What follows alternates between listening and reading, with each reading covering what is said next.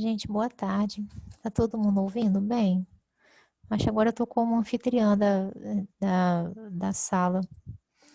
Então eu posso. A aula já tá gravando, tá tudo certo. Posso iniciar, gente? Sim.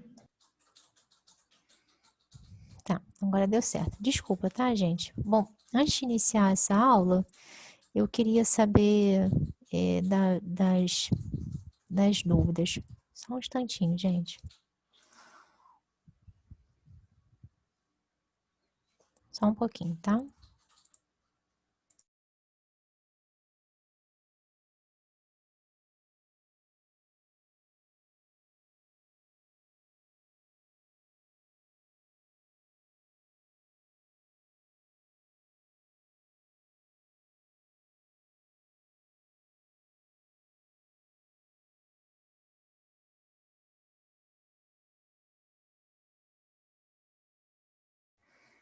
Gente, desculpa, tá? Maria Eduarda, qual era a sua dúvida mesmo? Oi, Pode falar. a Qual era a sua era dúvida mesmo? questão, era questão de vir embalado, tipo assim, as medicações de alto risco, na cor vermelha, laranja, você tinha mostrado aquele slide. Uhum. Essas medicações, por que que elas são embaladas assim de vermelho, né? É para chamar a atenção mesmo, para que ninguém confunda, por exemplo, uma ampola de cloreto de potássio com uma ampola de cloreto de sódio, para que isso não passe desapercebido. Uma ampolinha de cloreto de sódio, de água destilada, a gente usa para diluir uma medicação e aplicar. Alguém pode pegar, por engano, uma ampola de cloreto de potássio. Para que isso não aconteça, essas ampolas, que são de medicações de alto risco, vêm embaladas separadamente com um saquinho vermelho ou azul, depende da instituição, para chamar a atenção mesmo, para que ninguém confunda com uma outra medicação mais simples de uso habitual. Mas a cor, o fato da cor tem algum tipo de legenda, tipo assim, a cor vermelha é para medicação de tal, tal, Isso depende da mais específico. instituição, depende do protocolo da farmácia da instituição. Geralmente, as medicações que vêm num saquinho, isso depende, né? Tem um saquinho vermelho, preto, acho que vem num saquinho vermelho, são de alto risco.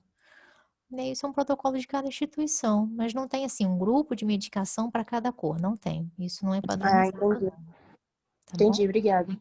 Nada. Então, vou começar a segunda aula, tá, gente? Desculpa a confusão, tá gravado, já tá gravando, né? Vou começar a segunda aula. Deixa eu colocar aqui tela cheia. Bom, essa segunda aula é bem rapidinha, tá, gente? Essa segunda aula cai na prova. Eu vou mandar para vocês por e-mail para que fique registrado, né? Eu não fiz questões sobre a aula que a gente acabou de dar, segurança do paciente. Eu não fiz questões sobre esse tema. Então, eu acredito que não cai na prova de vocês. Eu vou mandar um e-mail confirmando essa informação, tá? Segundo ponto pendente. Essa aula do papel da simulação do ensino médico já está no e-mail de vocês. E o material adicional, que são os 2 artigos que eu usei para fazer essa aula, também já está no e-mail de vocês. Eu postei essa aula no Ava. Talvez exista algum erro de configuração do meu login com Ava e não está aparecendo para vocês. Mas eu vou resolver isso ainda hoje, tá? E, de qualquer forma, essa aula vai estar no YouTube e a outra aula também. Vocês vão ter acesso ainda hoje, tá? Desculpa a confusão aí da primeira aula. Então, Professora, você estava falando, a gente vai ter aula prática ou não aqui em Gameleira? prova prática, né? É. Bom, ontem a professora Ivana, né, os professores da disciplina de Vassouras decidiram que não vão aplicar a prova prática em Vassouras. Eu estou aguardando essa confirmação do professor Girley, que é o nosso professor coordenador da disciplina de Papillon de Miguel Pereira. Parece que não vamos ter prova prática, mas a gente vai definir isso e comunicar a vocês formalmente por e-mail, tá bom? Ok, obrigado. Nada. Então, vou começar, tá, gente? Essa é uma aula bem simples. Eu acho que em 30 minutos a gente consegue falar sobre todo o conteúdo. Na verdade, não é uma aula conteudista, né? É uma aula para que vocês é, eu tenho uma aproximação sobre o tema. O que que é simulação médica, né? É um tema bem novo, assim. Talvez os professores mais antigos não tenham tido esse conteúdo na faculdade. Eu sou formada há quase 5 anos, é pouco tempo, né? Então, na minha faculdade, eu tive a disciplina de simulação médica, né? Por que a gente usa simulação? A simulação é uma metodologia de ensino. Existem vários tipos de manequins ou de práticas, de métodos, de habilidades para que a gente hoje consiga fazer coisas no manequim, aprender de fato um procedimento, uma técnica cirúrgica, no manequim primeiro. E quando a gente chega até um paciente, a parte técnica já está bem absorvida, elaborada na nossa cabeça. E com o paciente é tudo mais difícil. Existem fatores externos, né? Fatores emocionais. Não se engane pensando que o médico não se envolve emocionalmente, psicologicamente em uma situação, isso atrapalha muito o nosso julgamento técnico, né? Então, a parte técnica de como se faz um procedimento, de como agir em uma situação de emergência, tem que estar muito clara na sua cabeça. Quando vocês estiverem em neuroanatomia, talvez seja no próximo período, vocês vão aprender que existem informações que ficam no nosso núcleo da base, né? O que é núcleo da base? É uma parte do nosso cérebro que é responsável por executar ações que a gente chama assim do automático, né?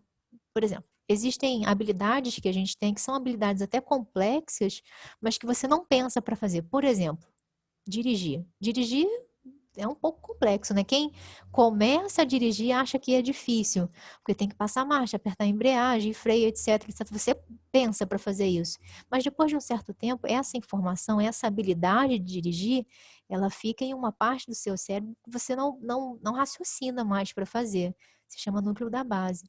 Então, a intenção de fazer simulação médica, embora algumas pessoas no início acham que não é sério, levam na brincadeira, no teatro, isso é muito sério, porque a parte técnica tem que estar na sua cabeça, porque ser médico em uma situação de emergência já exige outras qualidades, então eu preciso que vocês aprendam muito bem a parte técnica da medicina, é isso que a simulação se propõe a fazer, e de forma segura, porque vocês podem errar quantas vezes for necessário, porque é um manequim, não é um paciente. Então, quais são os benefícios, né, de a gente fazer a simulação no ensino médico, né? A gente articula teoria e prática. eh, Agora, no início, a simulação, vocês vão aprender a escutar um coração, um pulmão em um manequim. Isso a gente faz no primeiro, no segundo período. Conforme as disciplinas vão andando, na ginecologia, por exemplo, vocês podem aprender a fazer um toque vaginal em um manequim. E a gente tem uma certa a gente tem liberdade para falar isso em um laboratório de simulação de habilidade, né? Por exemplo, quando a gente vai fazer um toque retal no paciente, você imagina só como eu aprendi dessa forma, né? Em um paciente. Imagina um aluno de medicina fazendo um toque retal no paciente e eu, professora do lado, olha, você tem que sentir a próstata na ponta do dedo e o paciente está ali, né? Então, existe uma forma mais atual da gente ensinar vocês a fazerem pequenos procedimentos de exame físico mesmo, sem precisar fazer isso primeiro com o paciente. Antes de a gente chegar no paciente, você precisa dominar perfeitamente a técnica do que você vai fazer. É uma oportunidade de erro, é um momento que você vai pensar como médico, essa dose eu esqueci. Talvez eu não tenha tanta habilidade para interpretar um eletrocardiograma. Talvez eu fique na dúvida se é para trombolizar ou não trombolizar um infarto. Isso é para a gente aprender na simulação, não é para aprender quando vocês estiverem em CRM.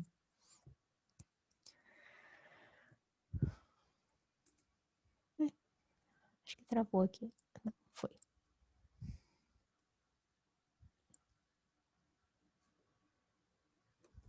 Próximo slide. Porque a gente sabe que os métodos tradicionais não tem muito jeito, né? Não tem uma forma muito inovadora de aprender bioquímica, biofísica, fisiologia. É difícil mesmo, é difícil para todo mundo. E tem que ser da forma tradicional. Mas a disciplina, né, PAP, as disciplinas clínicas, cirúrgicas, das especialidades, de ginecologia, otorrino, etc., da forma como a gente puder fazer de forma mais didática, é melhor, porque a gente sabe muito bem que vocês ouvindo uma aula de 30, 40 minutos, a atenção foge, né? O celular toca e a gente vê uma mensagem do WhatsApp, etc. A gente sabe que se eu ficar falando aqui 1 hora e meia, ninguém vai ficar prestando atenção porque cansa mesmo. Isso não é uma opinião, isso é neurologia, né? Neuroanatomia. A gente sabe que a nossa capacidade de raciocínio dura de 20 no máximo a 40 minutos direto. Depois vocês vão prestar atenção em outra coisa. Isso é normal. Demorando para passar o slide aqui. Tá. Eu trouxe 2 filósofos, né? Um chinês e um grego. Existe uma frase, a primeira frase eu tirei de um dos artigos que eu enviei para vocês. O que a gente escuta, a gente esquece, né? O que a gente vê, a informação fica armazenada em outra região do cérebro, então é mais fácil gravar. Mas o que você pratica, você entende. O que você faz uma vez, você entende, e é muito difícil você esquecer o que você fez. E essa outra frase é de Aristóteles, né? E eu concordo plenamente. A gente só aprende a fazer fazendo, não tem jeito. E a intenção é que vocês façam. Quando a gente fala de procedimento médico, são muitos, né? Punção venosa, toracocentese, paracentese, examinar um ouvido, que é a otoscopia, fundo de olho. Isso a gente só aprende fazendo mesmo. Você vai ler 1000 vezes no livro e não vai decorar. Quando você fizer a primeira vez, você não esquece. Professora, Pode você falar. falou dos métodos tradicionais. Você falou que esses métodos não são suficientes para o total aprendizado. No caso, você que queria essa parte de método tradicional seria somente no caso, entre aspas, teoria, não é isso? A gente sabe, e isso é um assunto que a gente discute muito, né? A gente tem modelos de aula hoje tá cada vez mais curtos, né? Quando a gente fala assim, mesmo de teoria, a gente tenta fazer aulas mais curtas, porque a gente sabe que o aprendizado passivo, quando você só ouve o que eu falo, só ouve, ouve, ouve, a retenção dessa informação é muito ruim. A gente sabe disso. E a gente sabe também que hoje no ensino médico, a forma tradicional de ensinar primeiro cardiologia, pneumologia, depois nefrologia, o raciocínio médico é muito mais complexo que isso. Então, hoje o ensino médico tenta dar disciplina de clínica médica, porque na prática é isso. Quando um paciente chega no pronto-socorro com dor abdominal, ele não chega falando assim, olha, meu problema é urológico. Não, o médico tem que ter a capacidade de ter um pensamento mais complexo. E quando eu falo assim de método tradicional, infelizmente a teoria, a gente não tem como fugir muito, né? É aula passiva mesmo. Mas a nossa intenção, infelizmente, o momento que a gente não permite, PAP, por exemplo, é uma disciplina que a gente fazia muita prática, muita dinâmica para absorção para vocês absorverem melhor o conteúdo. E, infelizmente, a gente não consegue fazer tanto isso nesse momento. Mas a gente sabe que quando a gente tem uma atividade que é ativa, que vocês fazem alguma coisa, o aprendizado é melhor mesmo. Tá bom? Obrigada. Bom, o próximo slide, gente, é sobre história da medicina, né? Esse senhor que está no slide é o senhor Laerdal, é o criador dos primeiros manequins. Aqui fala assim, na década de 40, né? Mas foi na década de 60 que ele criou a N. N é esse manequim bem feio que está na frente de vocês, mas que a gente usa até hoje. Esse tipo de manequim a gente usa para aprender intubação. Dá para ver pela figura que a boca é feita de látex, então a gente consegue aprender a intubar nesse paciente. Tá vendo essa bolsinha na imagem? Isso é o pulmão, então a gente consegue ver se a gente intubou e o tubo está no lugar certo, a gente consegue inflar o pulmão. Foi um cara que é um grande inovador da educação médica, né? Foi a primeira pessoa que pensou em um manequim para ensinar jovens médicos em formação. Tá demorando para passar o slide. Esse manequim é um manequim que a gente usa até hoje, né? E a gente chama esse manequim de robô. Esse é um tipo de manequim que consegue imitar. Ele, ele tem pulso arterial, e a gente consegue programar o tipo de ritmo cardíaco que o aluno vai ouvir, o tipo de ausculta pulmonar, a gente consegue fazer acesso venoso, a gente consegue fazer intubação, e é um manequim que a gente pode programar uma situação clínica. Então, se eu quero um paciente infartando, eu consigo fazer uma programação, esse manequim é ligado a um computador. Quando você colocar o seu esteto para examinar esse paciente, eu programo no computador o que você vai ouvir. Então, se eu tenho, por exemplo, uma situação de trauma, esse é o cenário. A gente programa isso previamente e a gente coloca um grupo de alunos nesse simulador. E você tem um tempo para tomar decisões. Você vai saber a história e vai examinar como se fosse um paciente. E se você demora para tomar atitudes médicas, eu vou programando esse manequim para piora ou melhora. É bem semelhante mesmo a uma situação real.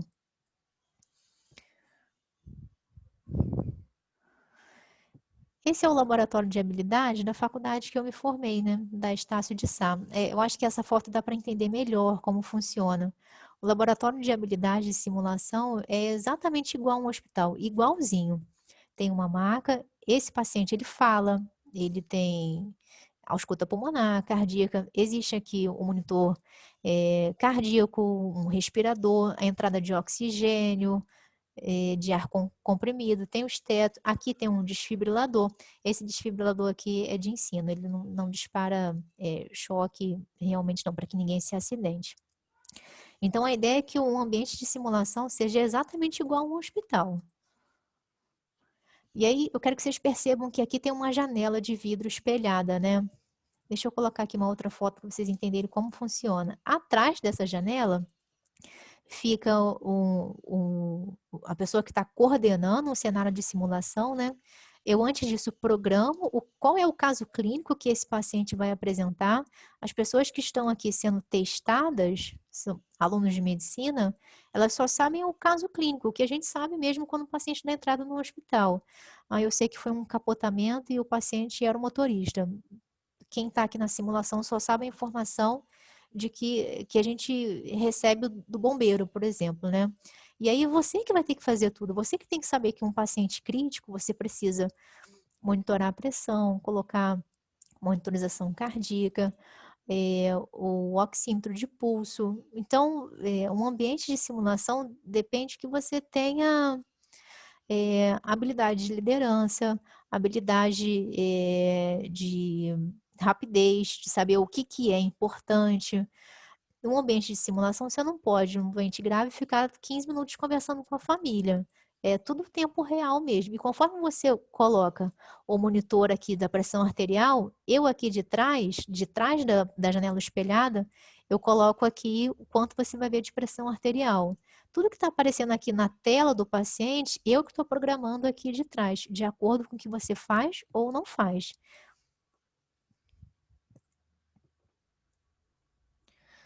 Aqui, ó, só para provar que eu estou falando que eu já fiz isso, né? Eu era monitora de simulação quando eu fiz faculdade de medicina. Olha eu aqui, ó. Essa sou eu. Então, é um método valioso. Quando a gente olha assim de fora, a gente pensa assim, isso não dá muito certo, não. Dá muito certo, sim. Que quando você trabalha com um caso real e percebe que esqueceu alguma coisa, aquilo fica gravado. A gente aprende muito mais com o que a gente erra do que com o que a gente acerta. E aí isso fica gravado. Errei isso. E aí, com o seu paciente, de fato, quando a gente se torna de fato médico, isso não acontece, né? Eu fui uma das poucas alunas da minha turma, a gente se formou. Meu primeiro emprego foi uma sala vermelha. Eu não tinha problema com situações de emergência. Não tinha medo, né? Apesar de ter praticado muito como estágio, etc. e tal, eu trabalhei muito com essa parte de simulação. Minha faculdade me oferecia isso, né? A faculdade de vocês também oferece. Isso é muito benéfico para a formação de vocês. O primeiro ponto, eu acho que é o mais importante. Quando a gente faz, é que a gente sabe o que está faltando, né? A gente consegue mensurar o aluno que sabe ou não sabe. Isso é disciplina, né? Tem prova disso na faculdade. A gente mensura comportamento. Tem gente que trava, tem gente que simplesmente trava. E aí a gente acende um alerta, né? O aluno que trava numa simulação, talvez também vai travar na hora de atender um paciente crítico. Então, está na hora de treinar mais e estudar mais para enfrentar, de fato, uma situação de verdade. Gerenciamento de crise. Tem gente que fica tão estressado que não consegue lidar com isso. O médico tem que ser uma pessoa calma. Quando eu vou atender uma parada cardíaca, por exemplo, você tem que ser a pessoa mais calma, porque você precisa raciocinar. Não é só atender a parada cardíaca, né? Fazer massagem, intubação traqueal, não é isso. Você precisa parar e pensar. O que provocou a parada cardíaca? Foi um distúrbio de potássio? Foi um distúrbio metabólico? Falta bicarbonato? Falta oxigênio? Então, a gente precisa parar e raciocinar sobre isso. Assim como situações com paciente terminal, né? São simulações não de manejo do paciente, mas de conversa para a família. Vocês estão no primeiro período, mas é muito difícil conversar. Eu faço isso o tempo todo, né? Mas eu acho difícil até hoje conversar com uma família. Olha, a situação é um tumor de pâncreas. E existem perguntas muito doídas de responder, né?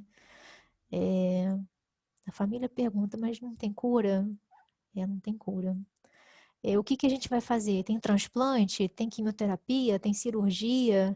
Você precisa treinar para ter essa conversa. É uma conversa técnica e a gente precisa saber o tipo de expressões, de palavras que a gente fala e não fala. Por exemplo, a palavra câncer é bem agressiva, né?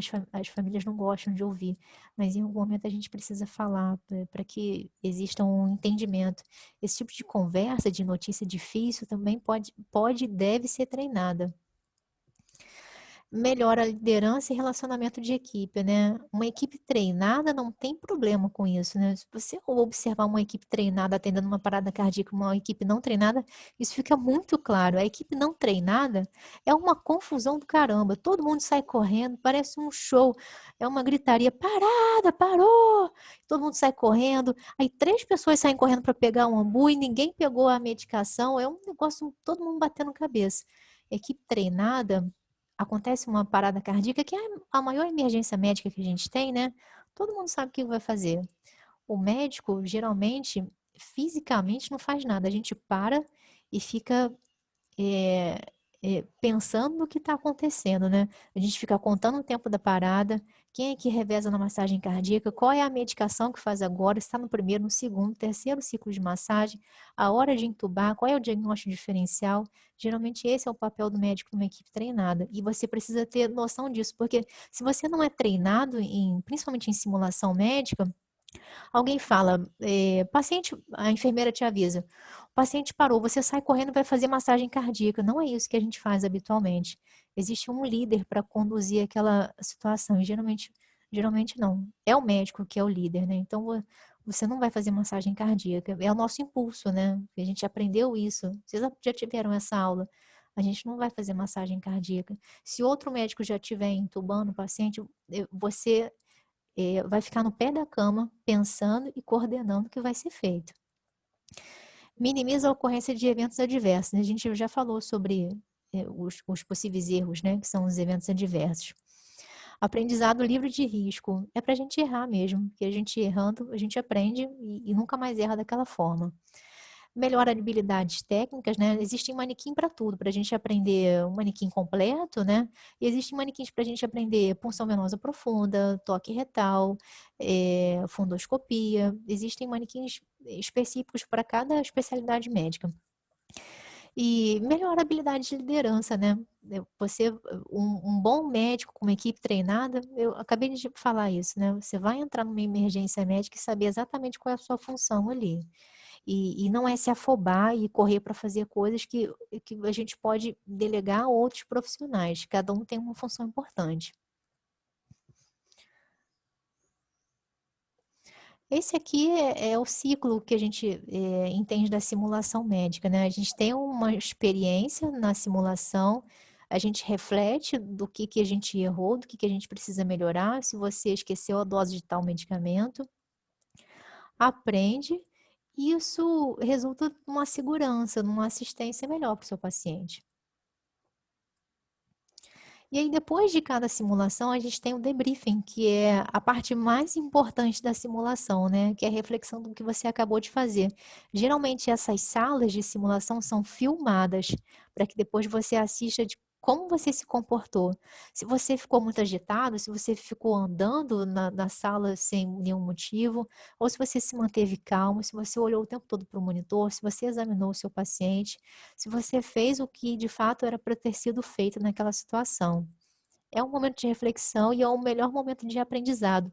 E muitas vezes o coordenador daquela cena aponta, olha, você esqueceu disso. Mas geralmente você mesmo consegue entender depois da situação, né? Não, eu esqueci tal procedimento. Não, eu poderia ter feito uma medicação para dor. Não, eu esqueci de colocar o oxigênio. Não, eu esqueci de providenciar um acesso venoso. Geralmente quem aponta o erro é a própria pessoa. Esse é mais um slide, né? É uma avaliação comportamental. Funciona muito bem quando você consegue ver a sua própria gravação de como você agiu, né? A melhor forma da gente aceitar uma crítica é quando você mesmo percebe o seu erro, não foi alguém que te falou. Esse é um quadrinho que eu tirei de um dos artigos que eu enviei para você. Não precisa decorar isso para a prova, tá? O que pode cair na prova para vocês? Não foi eu que fiz essas questões. Vocês só precisam entender o que é simulação, quais são os benefícios, o que é debriefing, e é basicamente isso que pode ser perguntado na prova. Assim, essa é uma aula que não tem muito coisa para decorar, não, tá? Isso aqui também não precisa decorar para a prova. Eu só quero que vocês saibam esses dois primeiros manequins aqui, que são os que a gente mais usa. A N, que é um manequim que a gente usa para treinar massagem cardíaca, intubação no traqueal, é um manequim muito comum. A gente tem um monte na universidade. E esse aqui é um manequim que ele é bem mais caro, né? Ele é um robô de corpo inteiro que a gente consegue programar o corpo inteiro, dependendo da situação clínica que a gente quer fazer o treinamento. Agora são só fotos, tá? Esse aqui é um manequim que a gente treina fundoscopia. O que é fundoscopia? É um exame de oftalmologia, que se chama fundo de olho também, é a mesma coisa. Nesse exame aqui, a gente treina a habilidade do aluno enxergar o que tem que ser visto no fundo de olho, né? O nervo óptico, a retina, os vasos retinianos. Então, geralmente a gente pode fazer isso no colega também, né? Mas você pode treinar também no manequim, é menos incômodo. Nessa época de Covid, por exemplo, a gente não permitiria que um aluno chegasse tão perto do outro assim. E aí existe o manequim. Esse aqui é um manequim que tem os vasos cervicais, carótida, jugular. A gente pode usar para treinar técnicas cirúrgicas, punção venosa. Esse aqui é um manequim neonato, que tem bastante coisa para treinar. Esse tórax aqui, ele tem a mesma resistência, tem uma mola aqui que tem a mesma resistência de um tórax de um recém-nascido, para você treinar massagem cardíaca. Você pode entubar esse manequim também. E existe aqui um cordão umbilical que é uma via de acesso muito utilizada em sala de parto. Quando a criança nasce, por exemplo, em parada cardíaca, a gente precisa acessar uma veia, fazer alguma medicação venosa por via cordão umbilical. E esse manequim te dá a possibilidade de treinar essa técnica. Esse aqui é um manequim obstétrico, para treinamento de parto cesárea ou normal. Esse aqui é um manequim da urologia, a gente pode treinar inserção de sonda vesical. Esse aqui é um manequim que até tinha na minha faculdade para a gente treinar toque retal. Esse manequim é todo desenhado assim em anatomia e consistência. Quando a gente faz o toque retal nessa peça, né? No final do reto a gente consegue palpar a próstata, que é uma das coisas que a gente avalia no toque retal. Esse aqui é um dos manequins mais comuns, né? A gente pode chamar ele de N, né? É um modelo, né? Aqui a gente treina a ausculta cardíaca. Esse manequim aqui, ele não tem um som cardíaco, mas a gente treina os pontos de ausculta cardíaca, os pontos de ausculta pulmonar, tá bom?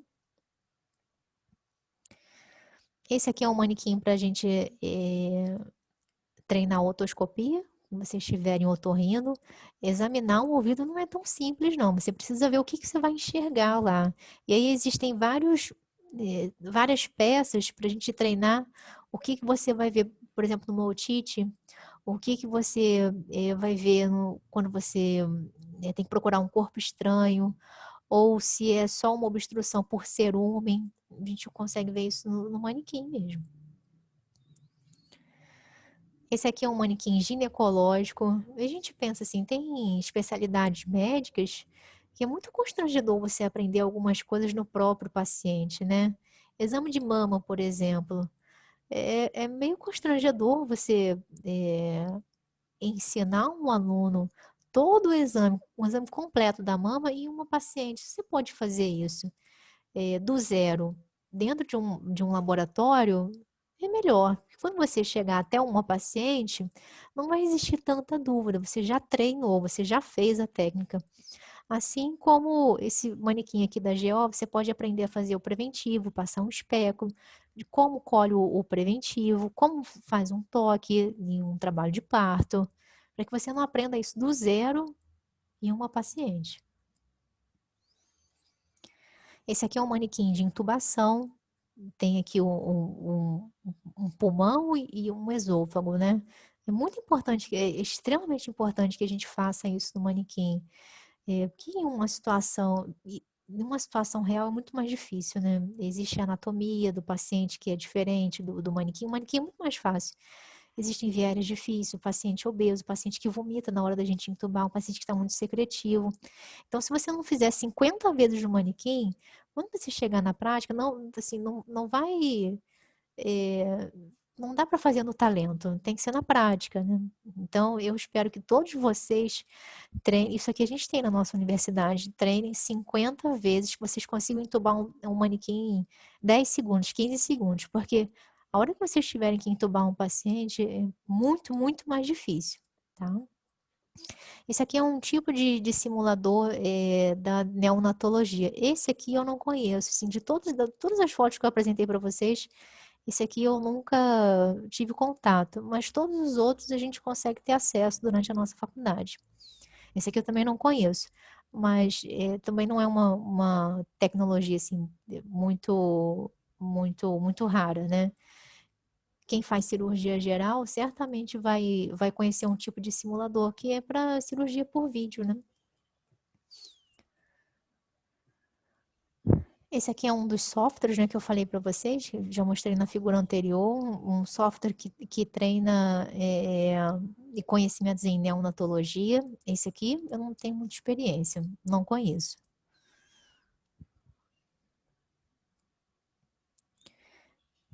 E esse aqui é um simulador que a gente tem na faculdade, né? É praticamente um paciente. A gente consegue. Olha aqui como ele é complexo. Ele tem veia, artéria. Olha aqui a mola que eu falei com vocês, que a gente treina massagem cardíaca. Eu falei para vocês na aula, né, sobre os pulsos, pulso carotídeo, pulso femoral. Você consegue procurar o pulso nesse manequim e você vai achar se tiver ou não. Você tem que identificar se tem parada cardíaca ou não. E tem todos os parâmetros clínicos importantes numa emergência: pressão arterial, saturação, frequência cardíaca, tudo que você teria que ver e procurar em um paciente real, está aqui.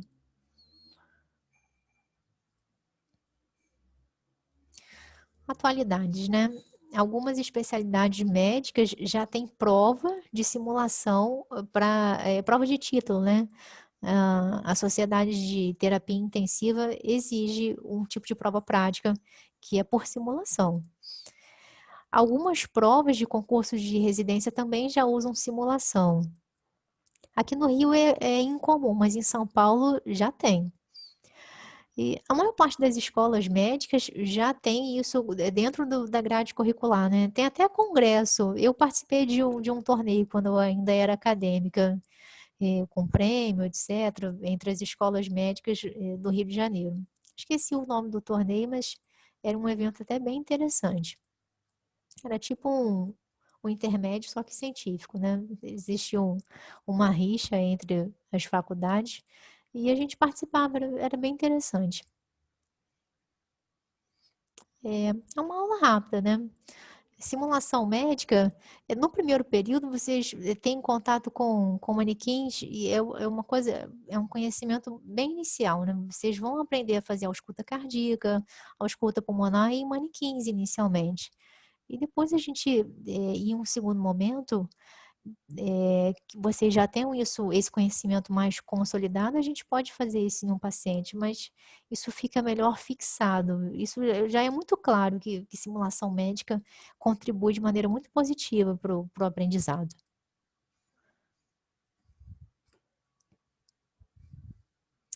E essa aula é rapidinha, né? Alguém tem alguma dúvida? Não. Não, professora, tudo ok. É uma aula bem simples, né? Essa aula cai na prova, tá, gente? Mas o que pode ser cobrado na prova? O que é simulação? Quais são os benefícios? O que é debriefing? É isso que vocês têm que saber, tá? É bem simples, tá bom? Obrigada. Tá bom, professora, obrigada. Vamos fazer a chamada pelo chat, por favor? É mais simples. Vocês podem escrever o nome de vocês e podem sair da sala, tá bom? Aí, de novo, a gente colocou quando voltou, e agora coloca de novo? Coloca, por favor, até o número de participantes é diferente. Aqui tem 49, na primeira aula era 55. Coloquem, por favor, eu já salvei o chat da primeira aula.